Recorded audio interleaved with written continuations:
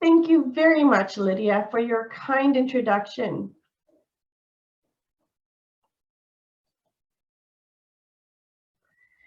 It's been exactly 2 years since we first noticed the impacts of the pandemic in Canada. 2 years ago, we first started seeing schools shut down for the very first time for an extended period of time and pivoting to an online delivery of classes. 2 years ago, we saw a cry out for supports in the healthcare sector, where our frontline workers were burning out from the excessive impacts in our healthcare system. Within the last 2 years, we've seen shifts in how we work, where we work, or even if we have a job that we can continue to work in. And as women, the impacts over the last 2 years has been astronomical as we look at the diverse roles that we play with our workforce, our families, and in communities, dealing with the changes that have been out of our control. Some of us have had to work from home while being a caregiver, a teacher, working long hours, and seeing no boundaries as employers have had to shift and sort out what their core businesses and services are to keep up in this ever so changing environment. In its annual Women in Workplace report, Lean In and McKinsey & Company found that 1 in every 3 women have considered changing or leaving their job in the past year, compared to 1 in every 4 women who were surveyed in 2020. While both men and women are reporting higher rates of burnout this year compared with last year, the gap between men and women who feel overwhelmed has nearly doubled. 42% of women and 35% of men are saying that they are simply burnt out. In fact, when looking at other sources, such as a survey by In Her Sight, 7 in every 10 women are looking at changing their careers, a figure which is up 28% just since last year. The top 3 reasons for this change includes the need for more pay, which is at 32%, followed by the desire to find a career with a mission that they believe in, which is at 16%, and burnout, which was at 13%. To add to this, diverse employees are struggling the most during the pandemic. New global research shows that despite companies' recent efforts during diverse employee, new global research shows that despite companies' recent efforts, diverse employees need more. Businesses should ask themselves new questions for a changing workplace. According to McKinsey & Company, diverse groups, including women, 2S LGBTQ+ employees, people of color, and working parents, report their challenges connected to mental health, work-life balance, workplace health and safety, a missing sense of connectivity and belongingness with colleagues, and concerns about job opportunities and losses. Particularly, we are worried about the health and safety on site workplaces and mental health issues. They are more concerned than men about increased household responsibilities, suggesting that the stress of a double shift continues to be gendered throughout the world. Women in emerging economies such as India and Brazil are 2 to 3 times more likely to report challenges, as their peers in developed countries suggest that gender and local context may have a compounding effect. So what do these results mean for companies? Employers are well aware of the challenges faced by employees, and nearly all companies have implemented COVID-19 specific policies and programs to support their workforce during these unprecedented times. Many of these policies help address the specific challenges highlighted by diverse employees. When asked executives to what degree their CEOs prioritize diversity, equity, and inclusion, or DEI, during the pandemic, 9 out of 10 responded that even with the pressures of the crisis, DEI remains an important, moderate, or top priority. Furthermore, 2 out of 5 companies globally are expanding their investment in DEI programs, even as they make budget cuts elsewhere. Still, 9 out of 10 executives that were surveyed reported challenges in executing their DEI strategies to align with the current needs of the diverse workforce. So what does that mean for you and the next steps for building your capacity to adapt to potential changes in your career path? According to In Her Sight survey, some of the biggest obstacles that impact women's ability to change career paths, includes not having enough education or affordability for education to make the shift, not having enough of a network or connections to support their career shift, not having transferable skills because they have been in the same field for far too long, and the worries about not being able to take a pay cut. All very important points that impact an individual's ability to change careers. I'd like to share my personal story with you. Previously, I worked with the provincial government, and I'm a chartered professional accountant by profession. I spent the first half of my career in finance. As much as I appreciate the numbers, I enjoyed seeing how the numbers impacted the programs, policies, and supports to citizens. So I reached out to my network to see how I can get further experience in this area. I had to temporarily move into various positions that were lateral moves, and sometimes I had to take a step back to get a wider variety of experiences so that I could continue to build and grow my expertise and skill sets that were transferable into many other leadership positions. Along the way, I also had to take the time to continue to build on my education through different accreditations. That way I could continue to build my technical competencies in a field that was not only desirable in the market, but also aligned with my core ethics and values, and that I could be passionate about it.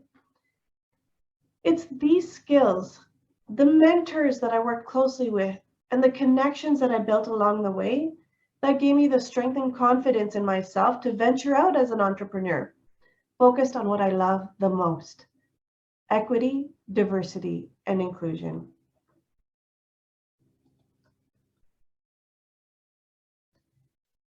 In order to overcome some of the challenges and barriers when pivoting your career path, I would like to share 7 mechanisms that will help support you to make a change. These include the opportunities to continue your learning and earn additional certifications, thinking expansively about what you want to see in your future, build your own personal brand for folks to connect to you, ensure that you build strong networks, find a personal mentor that has relatable lived experiences, being open to moving into lateral level positions, and look at what's right for you and for your loved ones. So let's take a deeper dive into these areas. As we talk about the importance of continuing education, women in search of new career paths are now turning to online certifications. Women now make up 52% of registered users in the e-learning platform in 2021. The narrowing gender gap in online learning comes at a time when women have been disproportionately sidelined at work during the pandemic. Despite economic recovery in the job market sectors, millions of women remain unemployed and underemployed due to their overrepresentation in in-person service jobs, disrupted by the pandemic, as well as ongoing childcare challenges over the last 24 months. According to the latest Women in Skills report from Coursera, women are increasingly enrolling in online learning courses and earning certificates in STEM, information technology, project management, and building transferable skills during the pandemic. Many of these certifications are either free or have a nominal cost. An example includes Grow with Google, Grow with Google provides professional certificates with partnerships with employers that recognize the certificates to help you change your career path. You can put an average of 5 to 10 hours a week and complete each certificate within 3 to 6 months, right from your home. These include areas such as IT support, data analytics, project management, user experience design, and Android application development. You'll also get help with writing your resume, interviewing, and career coaching to set you up with success. Look at certificates that help you build transferable skills. You can find them through LinkedIn or local post-secondary institutions working with community development programs. Many women fall back on what they've done before in their careers. Accountants go back to accounting. Lawyers return to practicing law. But the one who gets the greatest fulfillment are often those who think more expansively about what is truly possible. I realize it's not always easy when you're starting your career in a new place. But if you're focusing on a career path and not necessarily your next job, this will give you your chance to design the life that you want, not to continue the life that you've had.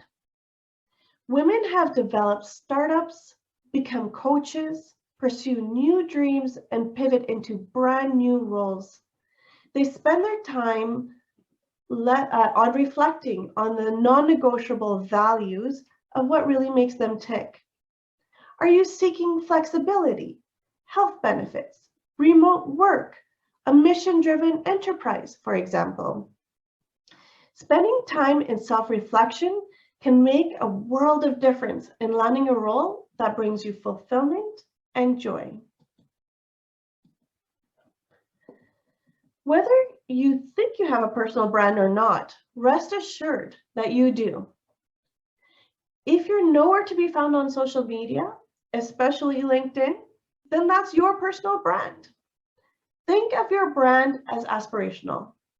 Do not just focus on what you've done in the past. Focus on projects or employment that you want to land in next.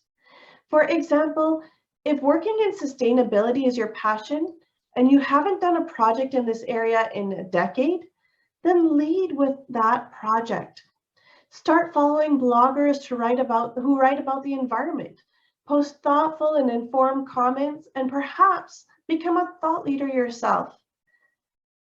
It always helps to get involved with a volunteer organization so that you can add that as your current activity to your resume. Remember, when it comes to building skill sets, there's no differentiation on whether you are paid for the work or not paid for the work. People care about the skills, talents, and passions that you bring to the role. So make sure that your brand is consistent all across all social media platforms. And if you want to invest in only one platform, I recommend that you make it LinkedIn. This is the first stop for recruiters and hiring managers that are seeking talent. This is the place where your brand must be most consistent and most convincing. More and more individuals are landing their role through networking. That parent at school, that former colleague, even from decades ago, that friend of your partner, they can all be the referral that you need. They know your integrity, your commitment and passions, and can provide valuable connections to help you land your next job. LinkedIn magically connects you with people who can open doors at desired companies. Buy them a virtual coffee, learn more about their role, and make your perfect pitch. If you make your pitch, make sure that you have a kind ask at the end. And if they're not the right connection for you, ask who else you might speak with that they can refer you to. We have seen this over and over, that this is the way that people are finding their dream jobs. Remember, your next job will likely not come from your innermost circle or any social network, but 2 or 3 layers away from you. So especially when you're reinventing, make sure that you keep that reach as wide as you can. Post valuable content in these areas that you care about in LinkedIn. That's one way to get the conversation going and meeting new people online. Respond to the comments that others have made at the same time.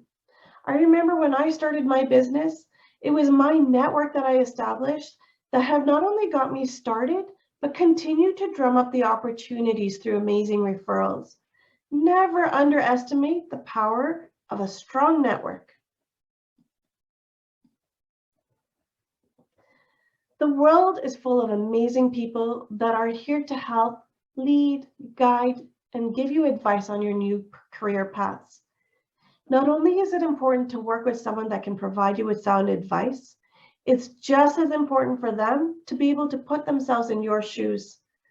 Understand your lived experiences because they have had similar lived experiences and can provide you with a rock solid advice that's relevant to your needs. We know that the pandemic has impacted everyone, both those who are secure and enjoying their work and those who are looking to make their next move, whether by choice or not. It doesn't hurt to ask a trusted advisor to mentor you on a regular basis, but please do not take it to heart or feel discouraged if they just simply don't have the capacity. Keep working on it until you find the ideal person whose lives align with your needs.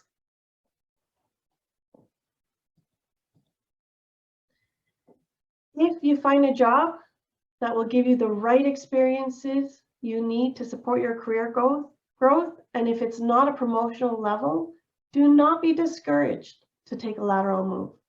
Sometimes even one step back can take you several steps forward as you continue to build the right skill sets. I know it may feel like you've worked so hard to get to a certain level in life, and taking a step sideways or backwards is not what you hoped for in your career path. But trust in the knowledge and the capacity that you've built to give you the confidence to move quicker in positions once you take that step. For myself, I had to take several lateral steps to get the diverse experiences that I needed in order to be here today. Finally, do what is right for you. Know that these strategies are tools to help you. However, there is no easy single solution. You have to do what is right for you, for your families, and for your career path ahead. It is my hope that these tools can empower you to make whatever steps you need in order to have a fulfilling, relevant, and exciting career ahead. Thank you so much for coming along on this journey with me. It's not an easy place to be, but if you take the time to understand yourself, what you believe in, where you want to go, I hope that this journey is easier for you. I'm now open to taking any questions that you have.